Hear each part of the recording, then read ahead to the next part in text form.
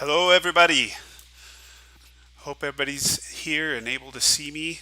Let me know if you can't hear me in the comments, and as soon as I get confirmation from people, then we're going to get started. Let's see where we're at with this. It's a little bit of a lag, so it'll be a second till I know if everybody is hearing me and seeing me, as I would hope that we will.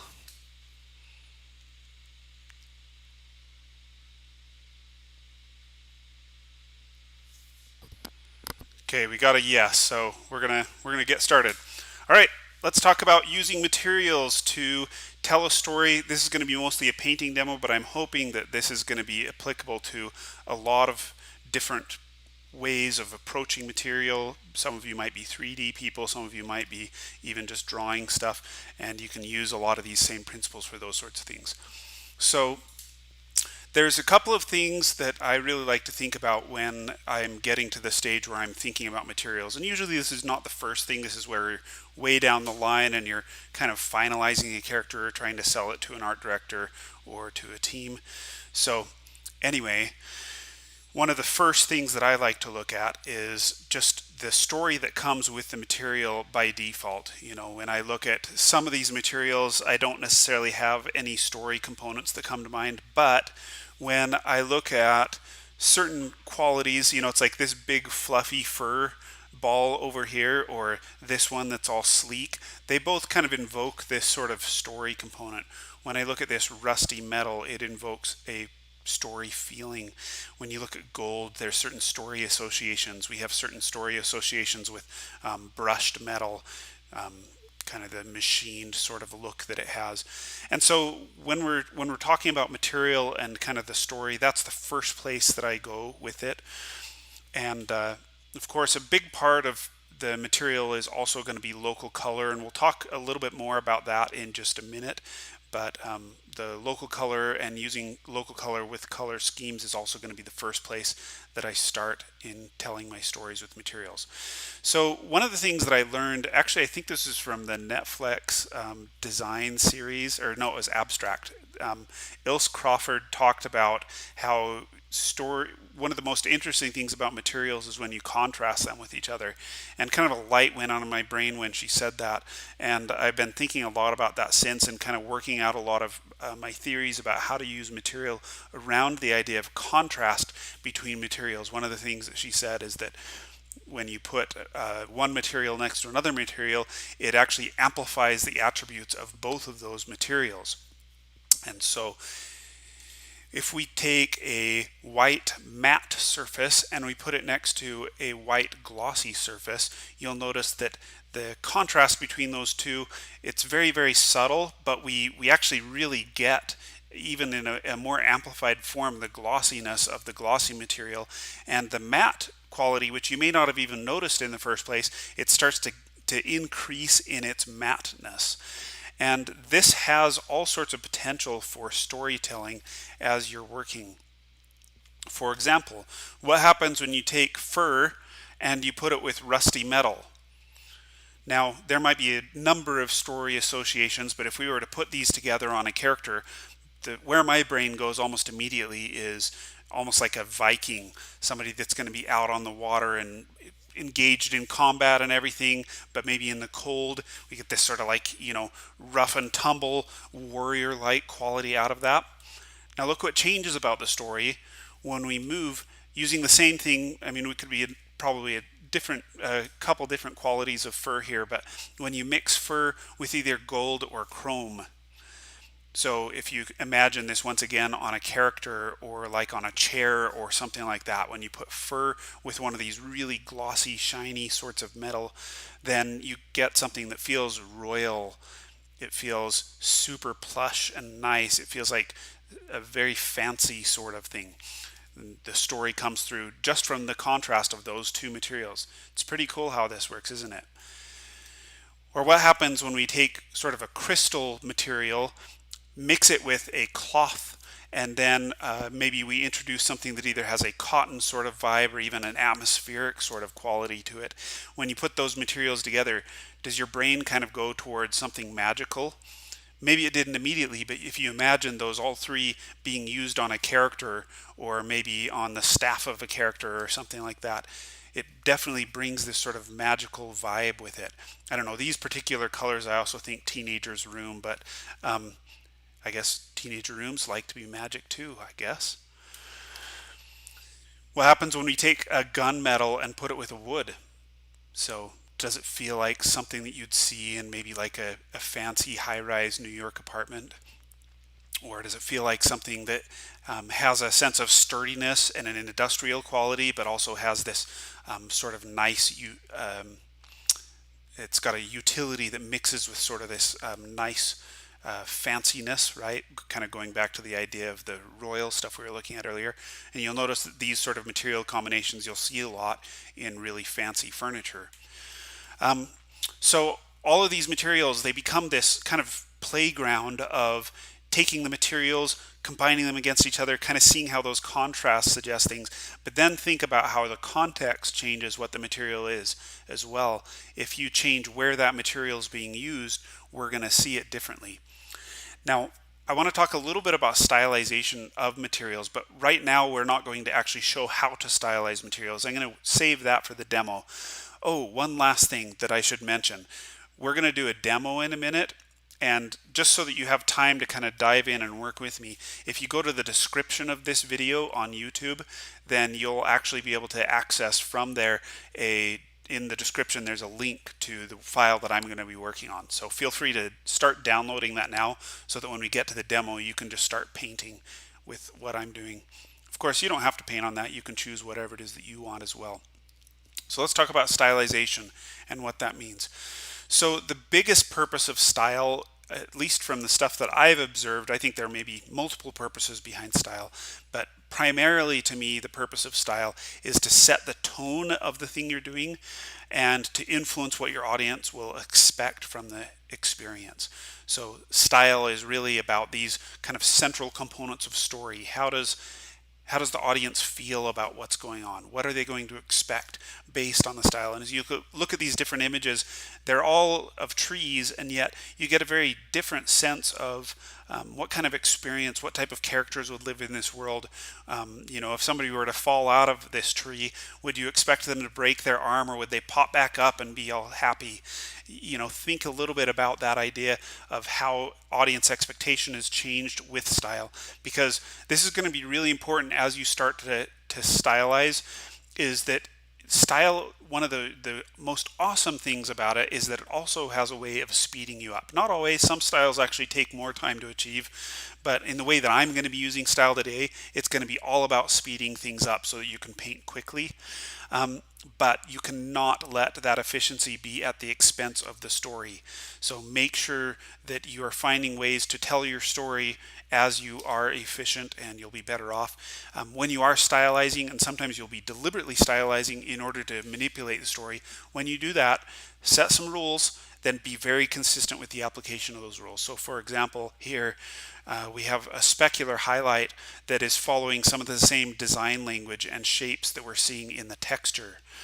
Or here you actually see the texture of the surface dies out to sort of this flat surface, and then we see the texture show up again in the specular highlight.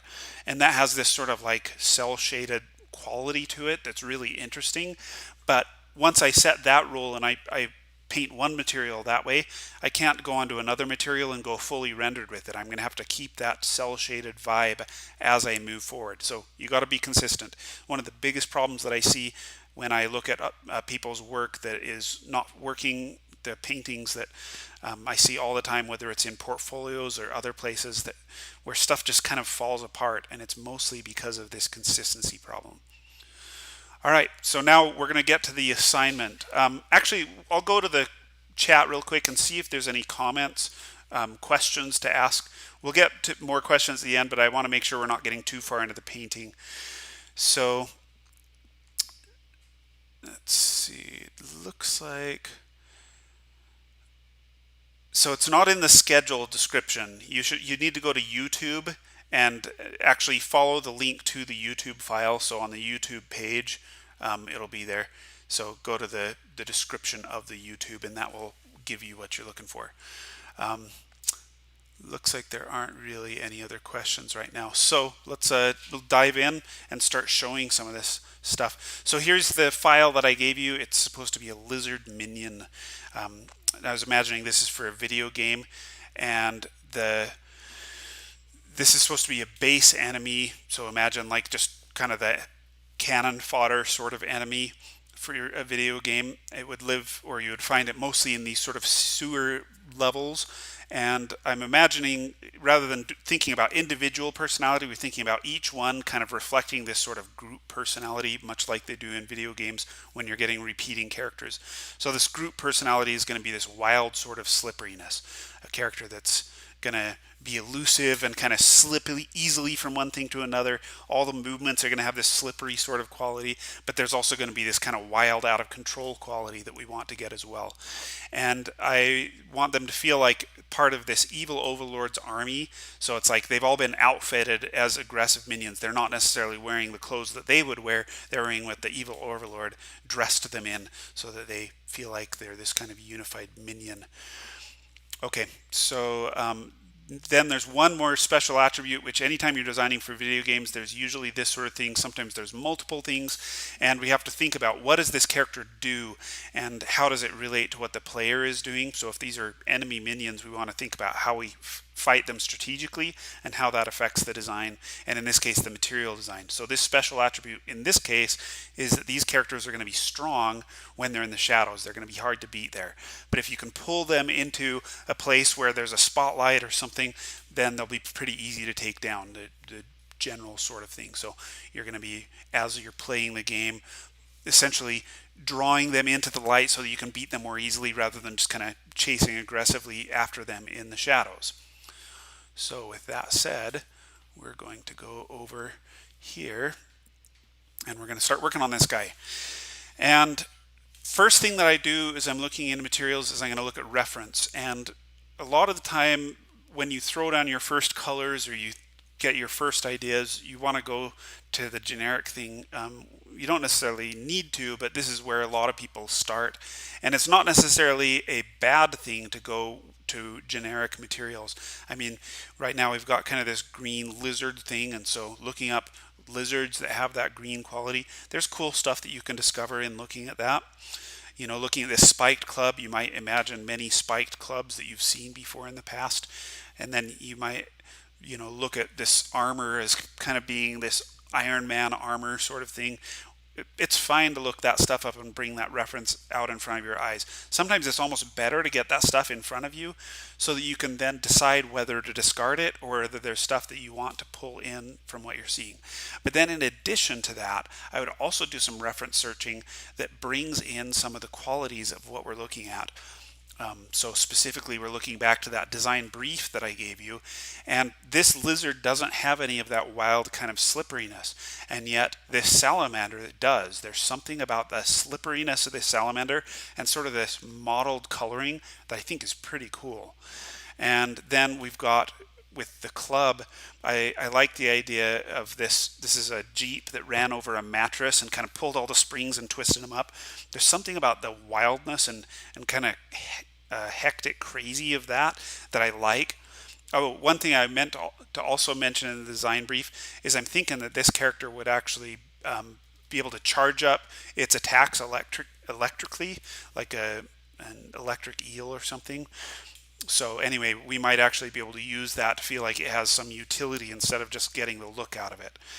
Then, in addition to this, there's some elements here that instead of being interpreted as metal could actually be interpreted as cloth. And so I was imagining, what if we bring in some astronaut sort of feelings, like the evil overlord is, you know, imagining these characters being able to move between different climates or something like that. And I liked in particular this very dirty astronaut suit, something from, you know, way back in the day that kind of has had some moon rock and other things in it. Obviously this character wouldn't be getting in moon rock, but I think we might be able to pull some of that reference in there. And then I really liked this worm and how slimy it felt. That's something that we didn't get in any of the other reference, and that's really important. If there is something that's suggested by your design brief that you're not getting out of any of the other materials. Bring in something that's not at all like it. It doesn't necessarily have to be a lizard or a club or whatever else. I mean, kind of like I did with the Jeep thing here. I just brought in something that has the right idea. Oh, and I liked this idea as well because if we do any Iron Man sort of elements in this armor, I like the idea of it being corroded, but not so corroded. It's like this character has been doing his thing for a little while, but this isn't like, sitting in the sewers for 40 years. So we'd have little glints of metal and then the corrosion kind of taking over that. And I think I like the sort of how the slippery and the wild, that contrast is kind of brought together in the materials that we just talked about. Now, going back to the very first slides that we were talking about with contrast between materials, I really like how these different things mix together. We're going to want to be careful not to just apply all of these ideas everywhere. We're going to be very selective about the way we apply them as we go into this. All right, so since this is a character that's going to be working in the light and dark, first place I'm going to start is with the background, mostly just because we want to show off certain attributes of the material, but we also want this rendering to feel like it's capturing some of the essence of how we would see it in the gameplay. So I might go a little lighter, a little more like a sewer light. I'm thinking like sickly fluorescent sort of colors here.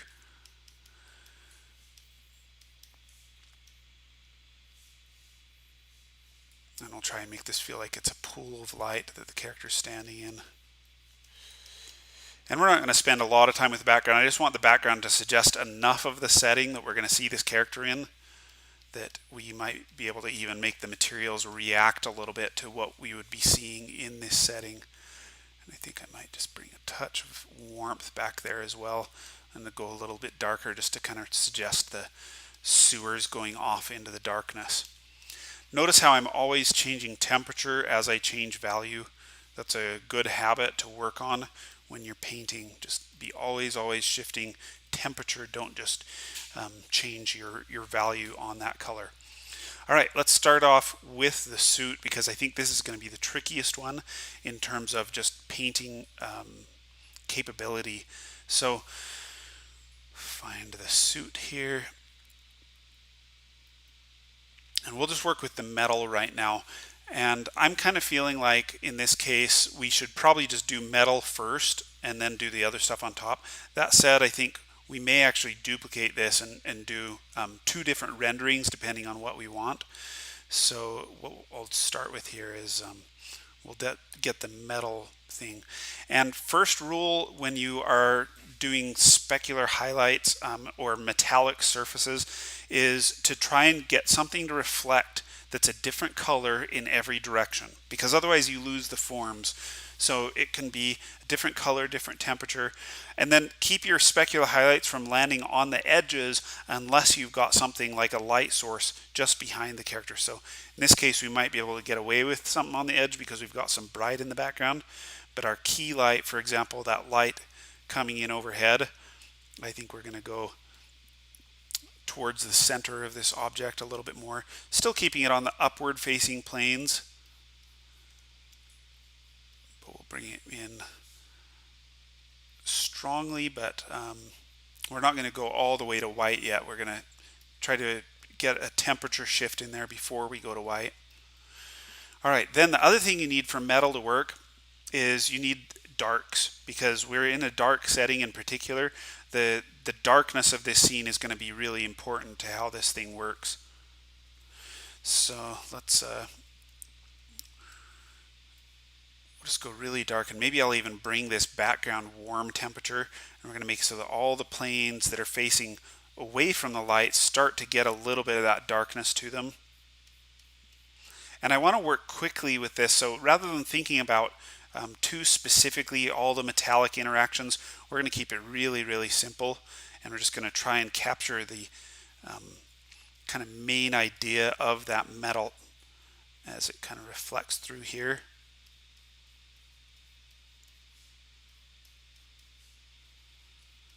And then I think we can start picking up some of the ground colors. So I said make sure that you're picking up a different temperature in every direction.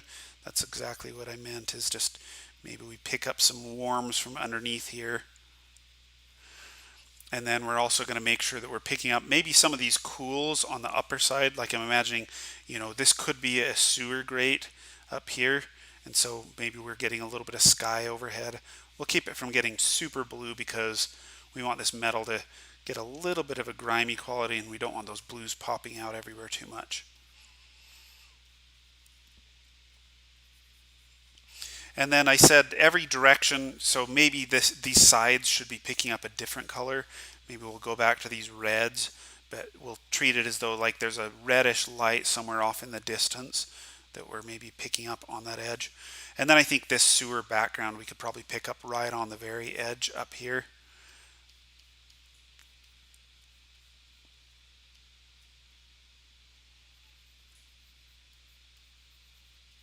We're going to just change that temperature a little bit, rolling between.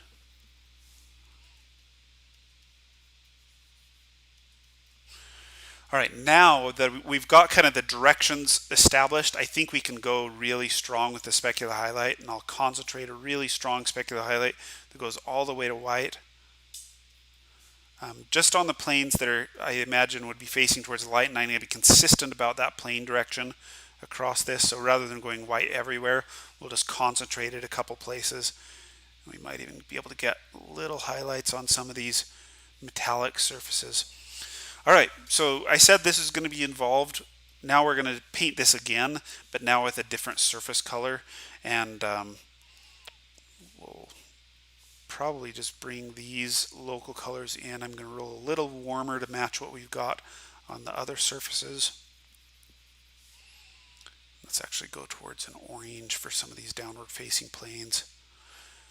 I put the shadows that we've got in already just as kind of a guide for where the light would go, because this isn't a how to paint the surface demo. It's more of a how do you quickly make material decisions demo, and that means maybe just refining and streamlining things a little bit. And the other thing that we need on this surface is we need local color shifts, and this metal color that we've got going on is not going to work for that. So I'm going to do a multiply layer, and we're going to bring some kind of oranges in for the rust, and we need a different brush for this. So I'm going to look for a brush that has some spatter or texture to it. Hopefully you've got some brushes that you can bring in for that very purpose, and we're going to just dirty up this whole surface a little bit with that idea. I'd say get a little bit of variation in that color also. So maybe we get more reds in some places. And you'll notice that I'm painting this more like a matte surface. That's exactly what you should be trying to do here. Treat it like it's a matte surface. All right, so now we can take these two ideas and we can bring them together. So the metallic and the rusty are going to work, I think, just kind of exchanging back and forth. And so that I'm working non-destructively, what I'm going to do here is I'm going to create a vector mask. That's this little, it looks like a Japanese flag down here. And what I can do now is take a brush that's got a little bit of a textured quality. By the way, the brushes that I'm using come from Kyle Webster's set. If you're using Adobe CC Creative Cloud, then you should be able to get these brushes pretty easily. Otherwise, I think you have to buy them from his website. So we're going to just bring back a little bit of that metallic sort of highlight along some of these edges. Almost like the corrosion hasn't reached everywhere yet. And I think I might use a softer brush as well in doing this, just so that we're not 100%, light and dark, or metal and non-metal with this, but we're getting this kind of range of possibilities in between. And this is why we use a vector mask, because we can paint the rust back in if we go too far anyway, or anywhere. So that nice rust layer that we painted in starts immediately showing up.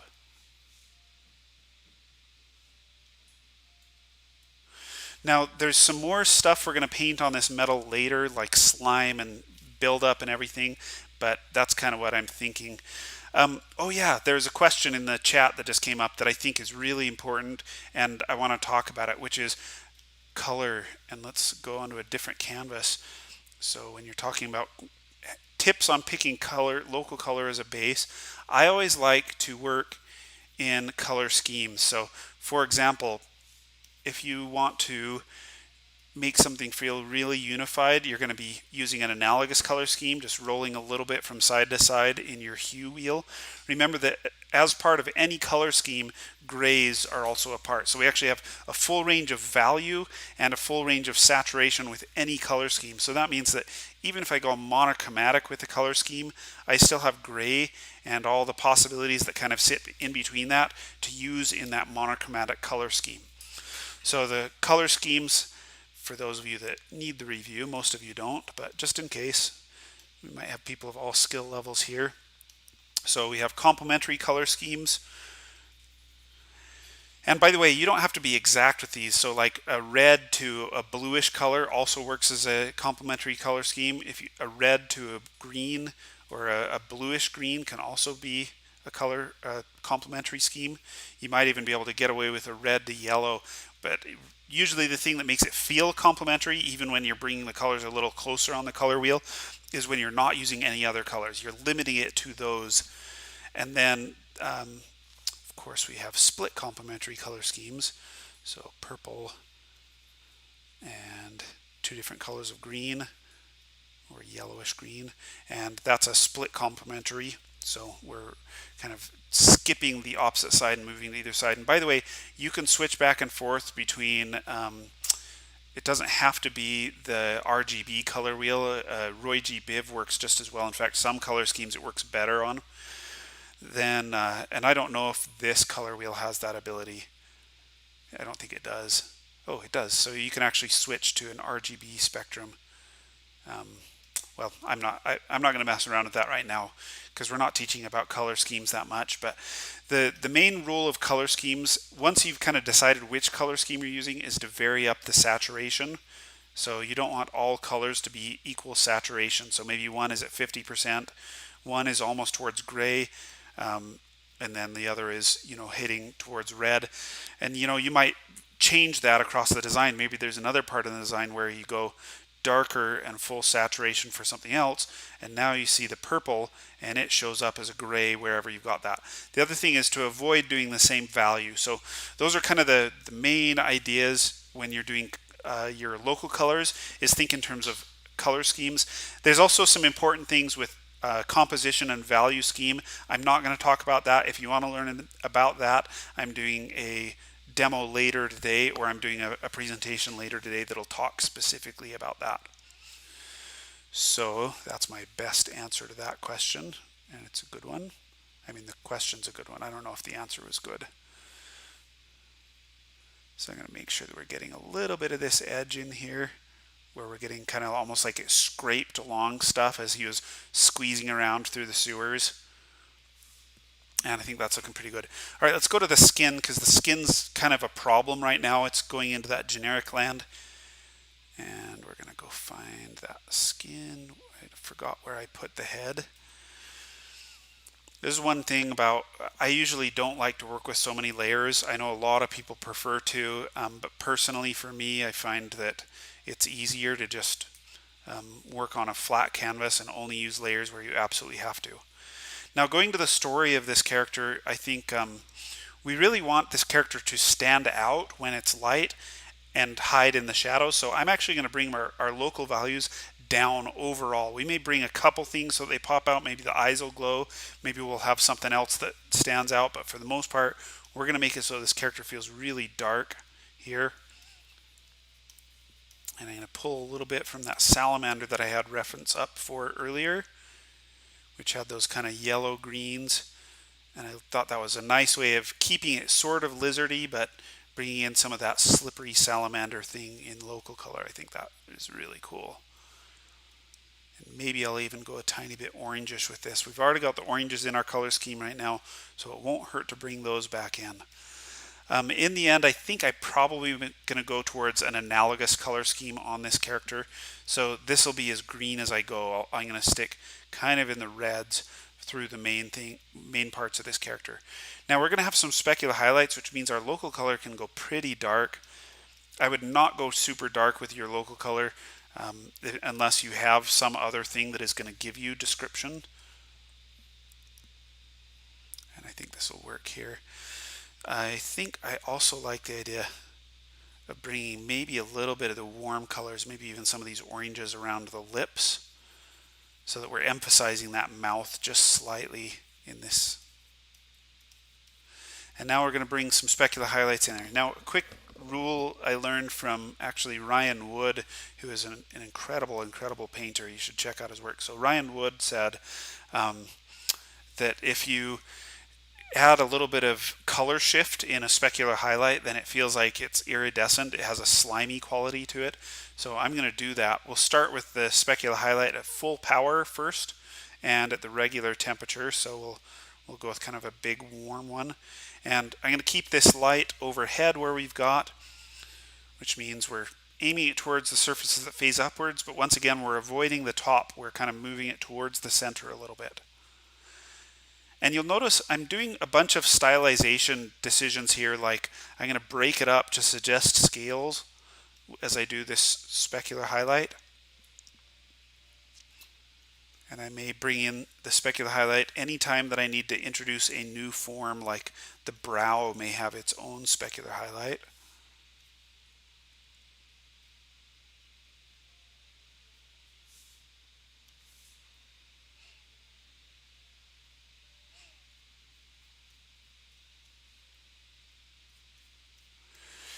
And I think I'll do just a little bit on this cheekbone just to draw it out of there as well.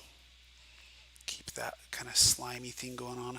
You'll notice that I'm using these specular highlights to roll along the surface. I'm thinking primarily about describing the form here because it's so dark and we're not going to have other descriptors here. And I think that's a really good way of thinking about it, is just description first. That said, I think there might be times when you decide to emphasize the glossiness instead and you don't do as much with the highlight. So I'm breaking this up to kind of suggest some scales here. I think I'm going to go back in on top of what I painted and kind of catch highlights on very specific scales. By the way, I always do my brush scale. I assign it to one of my buttons here so that I can just easily access that scale anytime that I want. It's the feature I use the most. I suppose if you're not scaling brushes a lot, then you can assign whatever thing that you think you're going to be using the most, but for me it's brush scale. Some people will assign it as like the color picker and stuff like that. I'm just going to catch a little highlight. So a quick rule of thumb with specular highlights is they'll catch in both the peaks and in the valleys that face towards the light source.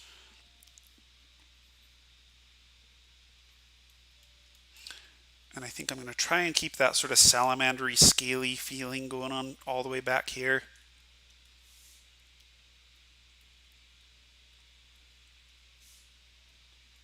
And any upward facing plane, I'm going to try and pick up that light again. And I might even cheat a little bit to describe that. Just make sure that you go a little darker when the planes start facing away from the light a little bit more. So maybe these get darker in the places where I cheated a little bit. Essentially, if you were lighting this for a film or something, you would bring in a light specifically with the purpose of describing the form, and so I have no problem cheating and moving lights in as needed in order to describe forms. You can see I'm kind of trying to bring that scaliness in everywhere.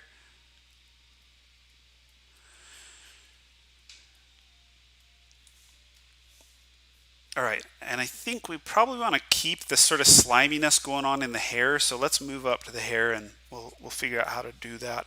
I'm going to create a new layer and lock it to the clipping mask. And in this case, we're going to go maybe with that same red, but we're going to move it towards gray. I might keep some of that red, almost like, you know, this character dyed his hair or something like that. I'll keep it right at the tips of the hairs here.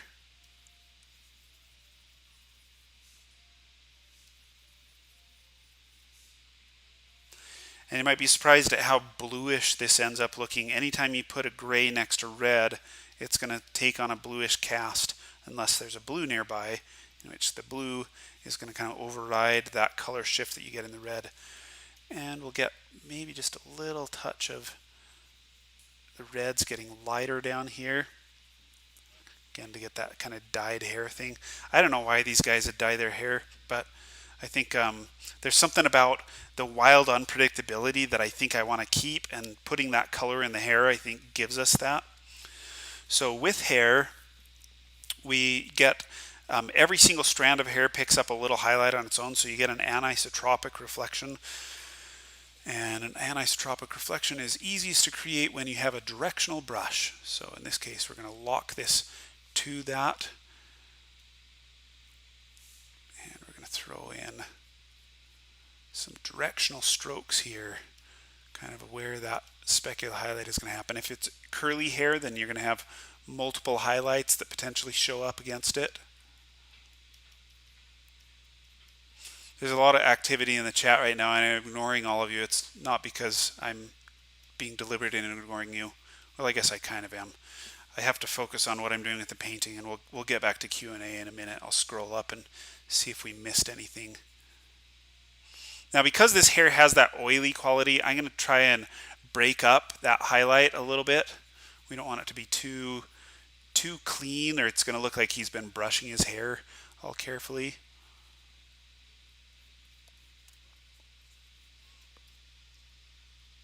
And I think in this case, I don't really love this second highlight. I think instead what we'll do is we'll bring in a highlight for this background color, kind of reflecting off of there.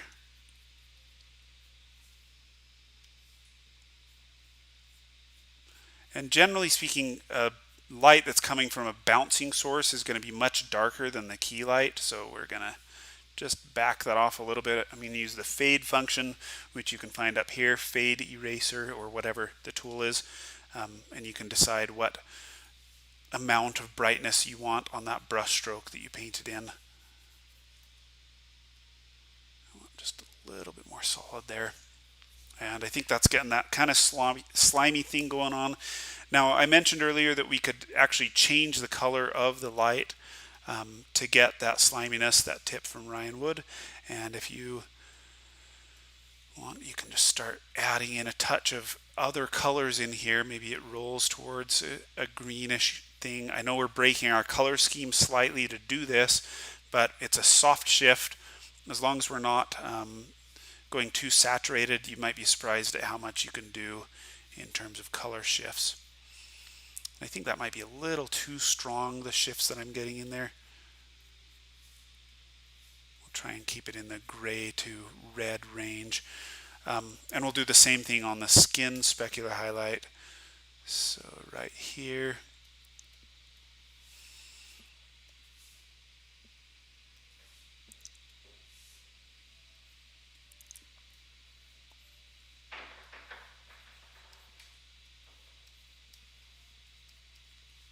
I'm going to use some greens in that specular highlight just to get that iridescent effect, and maybe just a touch of purple around the edges just to get us that kind of slimy thing. Now, one thing that can also help get that slimy feeling, like if you're doing scales like this, you can also connect the specular highlights together, and it'll feel like there's kind of this wet quality. So if we connect that as it kind of goes in between the scales as well, it'll feel like it's not just the scales that are shiny, but that there's stuff kind of going in between the scales that's shiny as well, and we get that sort of glossy, gross, slippery sort of feeling.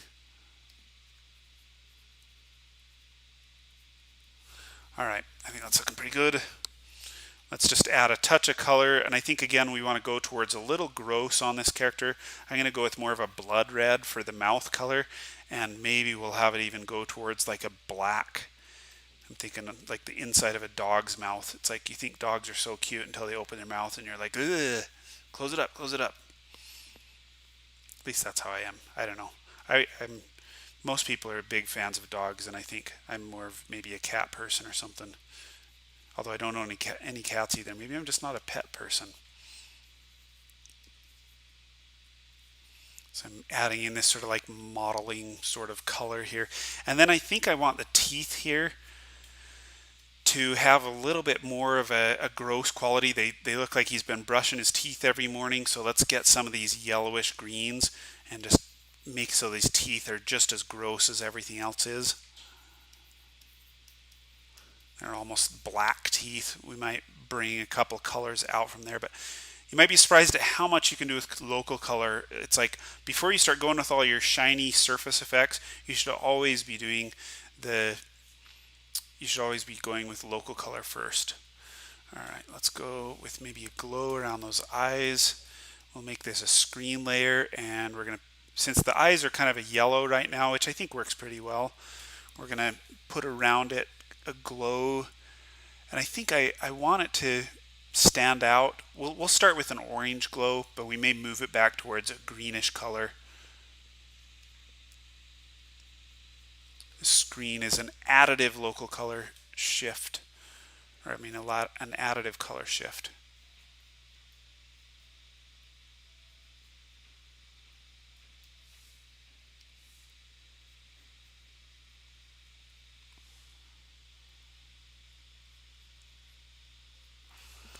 So those are pretty bright, and I don't know if they're standing out that great against this background. I would probably, in the end, darken this so that it's brighter up here, and we're basically getting a little bit more focus on the eyes instead of on the teeth silhouettes. Actually, let's just do it, because you guys might not believe me until I show you that it's going to be better that way.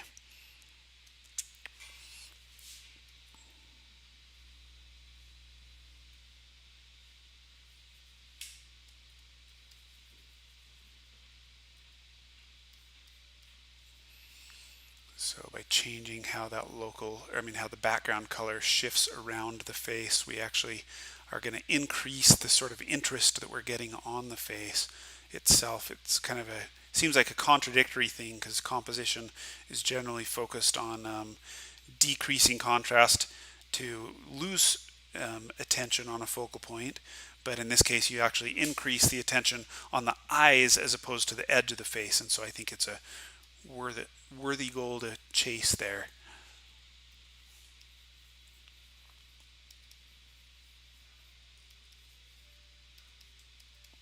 I hope you guys are having fun working on this. Hopefully you were able to download it. I know some people were having some trouble before, but you can always do it after the presentation too if you want. All right, so let's move on, and I want to talk about some of the astronaut-y sorts of components that we were doing, and I think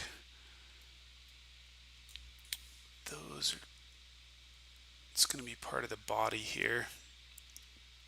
There we go, that's the one we're looking for.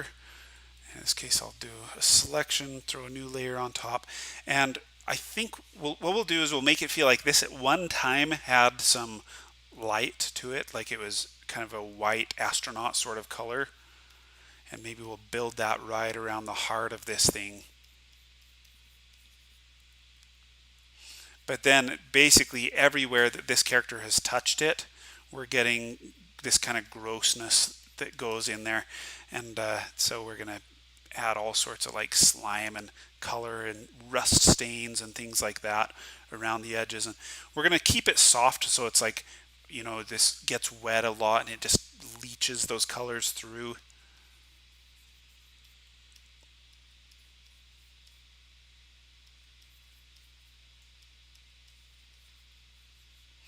And then I think I'll also make it so it's really gross on the creature side of things, so it's like, sweating and sliming and stuff like that all the time.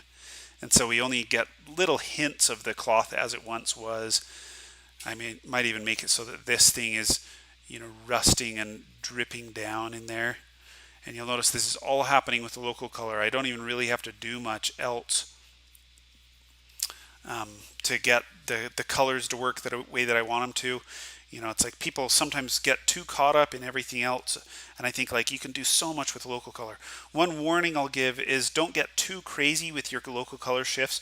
You want the form to read first over the local color shifts, and I think in this case we're getting maybe a little bit on the upper end, the upper threshold of how far you can go. I might recommend just maybe unifying these values a little bit more. If you need to, what you can do is a luminosity layer, which doesn't change any of the colors, but just shifts your values so that they match together a little bit more.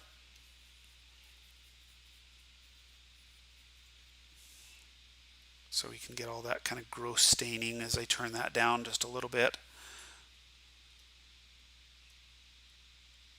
All right, and then we can collapse that together. And one thing I'd also put in here to really give it that cloth-like feeling is we need stitching. So the stitching around the edges is what's going to give it that cloth-like quality almost more than anything else. There's a couple other attributes of cloth, but the biggest one is probably if you can get this feeling like it's stitched together.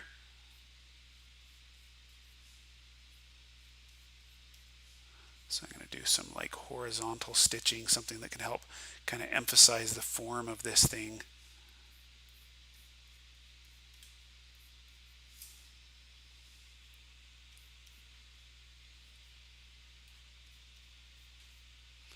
Keep getting glitching, which makes it hard to see what I'm doing. Hopefully that's not showing up in the stream too much.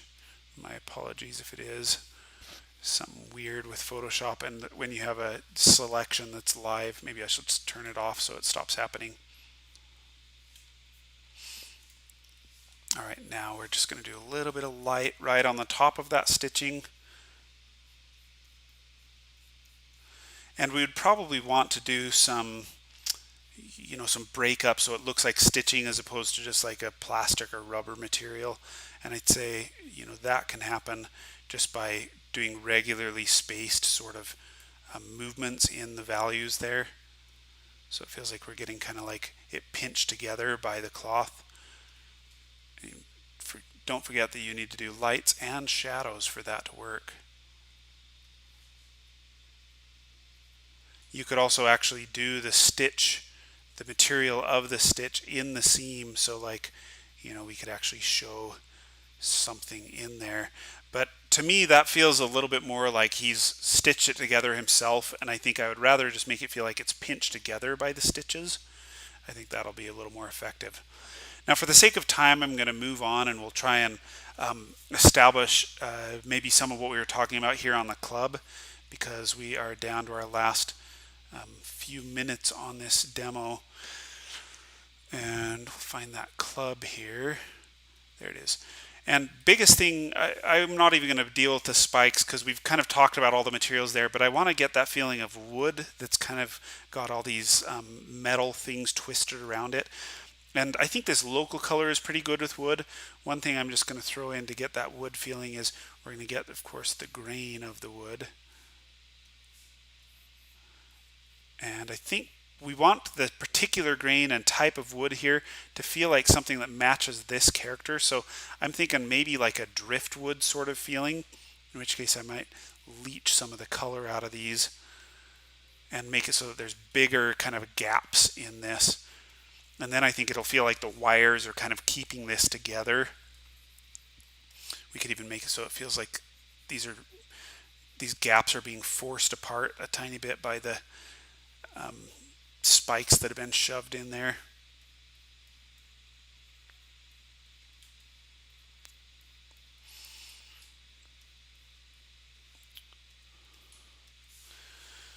And I think I'll go much darker to just kind of get the crevices in there, but you don't want the crevices to be dark everywhere. We'll put them in and then kind of let it ease up a little bit as we get farther away from the deepest parts of the crevice. It's like you can overwhelm people very quickly with deep texture decisions like that, so you want to be sparing in the way that you apply them.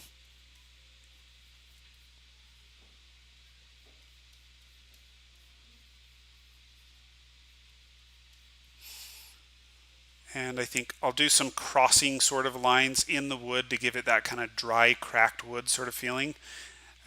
We're actually going to do a sort of layered effect here. So we're going to make it look like dry cracked wood first, and then we're going to throw all the stuff around it, and then we're going to make it look like we'll make it look like it's wet again. So it's like we take that dry cracked wood and hydrate it. So I'm going to throw down kind of where I want the lines of these wires to go almost be like barbed wire wrapped around a bat sort of feeling, but I'm going to make it so it feels like the wiring kind of twists around here. Now we may break the silhouette, but this is a game character, and so I don't think we want to break the silhouette as much as you might normally. We're going to try and, in this case, it's like, you want to think about what's going to be a normal map and what's going to actually be geometry.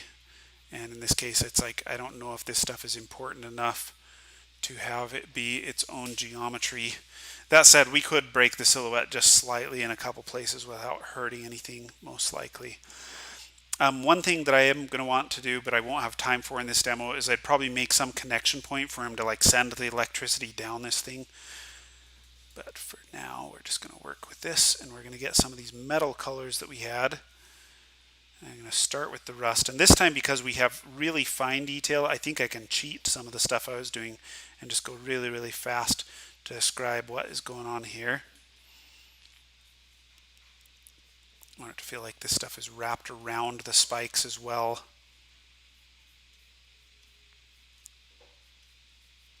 It's kind of like crazy tangle of wires. And I think I'm going to try to introduce some of that like wild shape language that we had going on in these wires. And I'll probably twist a few more just in one place to make it so it feels like it's really, really twisted. The thing is, what I put underneath were mostly shadows for these wires. So if I go outside of the boundary of what I was just doing, I may have to recast some of those shadows for this to work.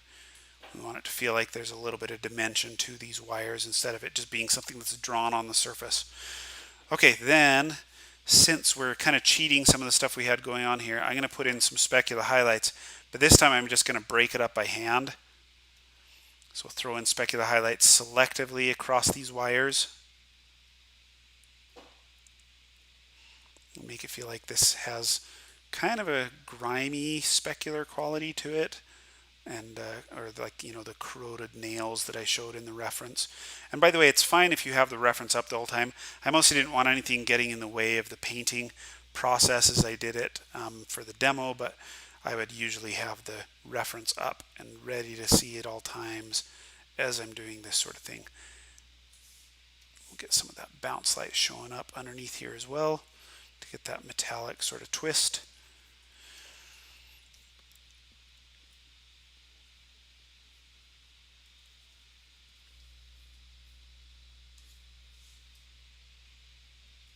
And I think I'll just do like a couple of really strong specular highlights just as a reminder that this is in fact metal. I don't think we want it everywhere, but just enough of these places that it works. And then of course you'd also get them on the spikes probably in a couple places as well. So anyway, I think we may do more demo stuff depending on the types of questions that come up, but rather than continuing on rendering this throughout the rest of this, I will post this on my social media later if you want to see where I take it for the rest of this. But let's go see your questions right now. So let's see what you guys have to ask.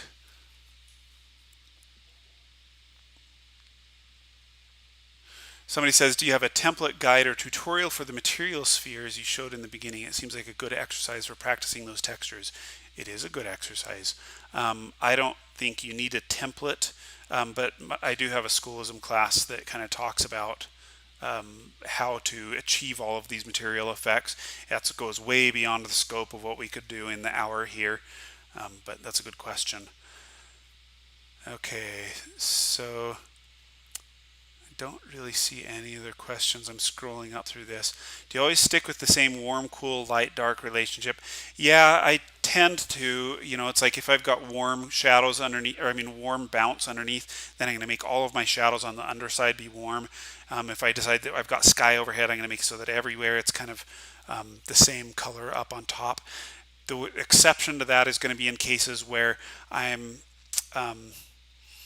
trying to think of what exceptions. Oh yeah, like if something is blocking the light from above, like on this arm down here, I might do less of the blue on this arm because the head is potentially blocking some of the blue light that's coming in to fill some of those other shadows.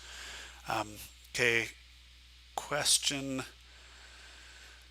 Any direction on how to paint cinematic color style. So the dark is really dark, almost total black, but not making it muddy. Okay, so the key to that is going to be all about midtones. And I'll show you just on a quick layer here. If I were to just change the exposure of this or adjust the black level in this scene, you'll notice it works out pretty well. And most of what, got a flash sort of weirdness going on there, that we've actually got all of the richness in the colors that we originally had, even though we changed the black level. So that's one way. You can actually paint it more similar to what I did and then just bring that black level up. Obviously, you can see the local color got way too dark for this, and you'd probably have to brighten that up to match what's going on there. But yeah, I think the other way of doing that is going to be in your midtones. So what's happening here is that these areas where it's dropping into black, you're actually getting a slightly saturated version of the color on the midtone that just keeps that gradient from feeling dead. It's kind of an old school painter's trick, but you should use it a lot because it's going to make your stuff look awesome if you do. Let's see. So people are asking if this will be saved for later viewing. Yes, it will be. Let's see, the rust part, I'll just go back to that so you can see. I actually painted the rust separately, separate layer from the specular highlights, and then just kind of erased away the rust layer to show what was going on there.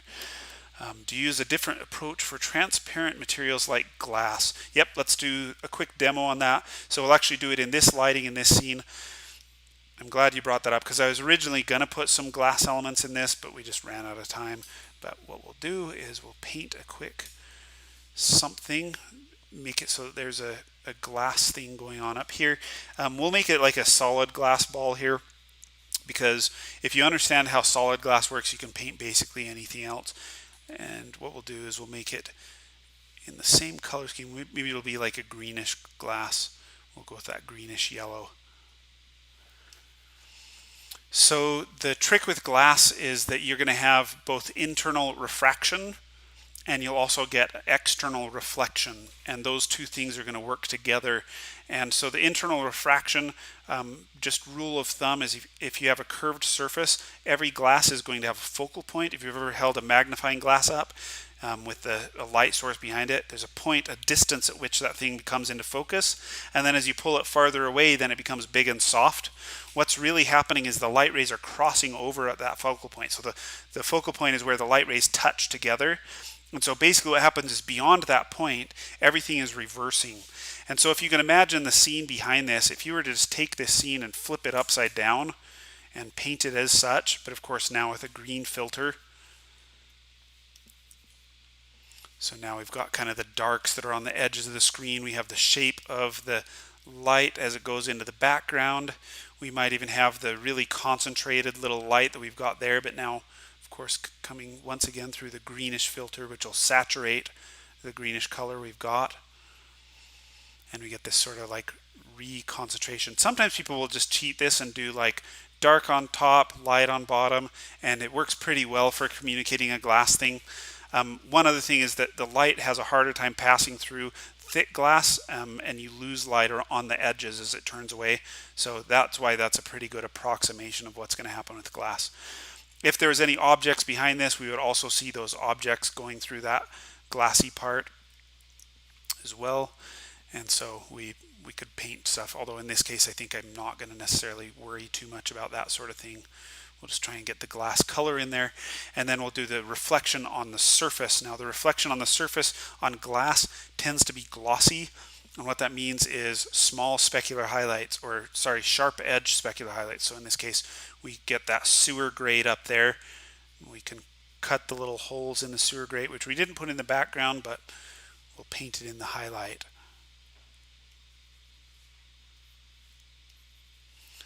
And then sometimes you'll have other things like maybe the glow of the sky on top of that. I'll make this a lighten layer so it just adds on top of what I'm doing instead of overcoming that. And then maybe there will be other things reflected in the scene, like the light in the background or off of the floor.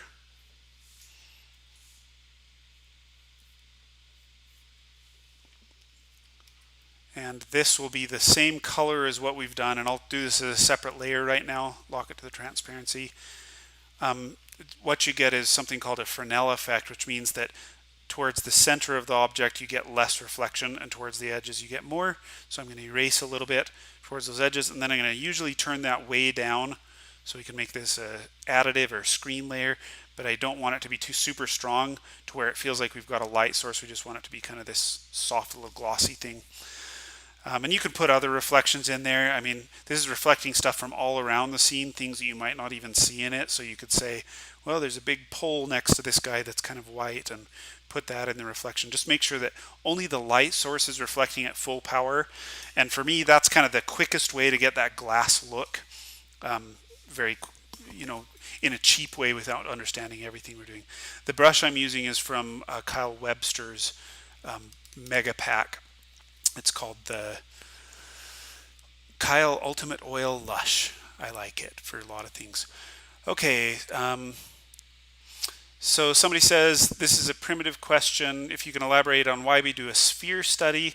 So I call it a sphere test, and if you can calculate how light is going to behave on a sphere, you can then start picking plane angles around that sphere and color picking them and applying them to the stuff that you want to do. So for example, if we were to do like a cylinder, the cylinder is going to be basically a vertical cross section of this sphere, then extruded, and that's how you're going to light it.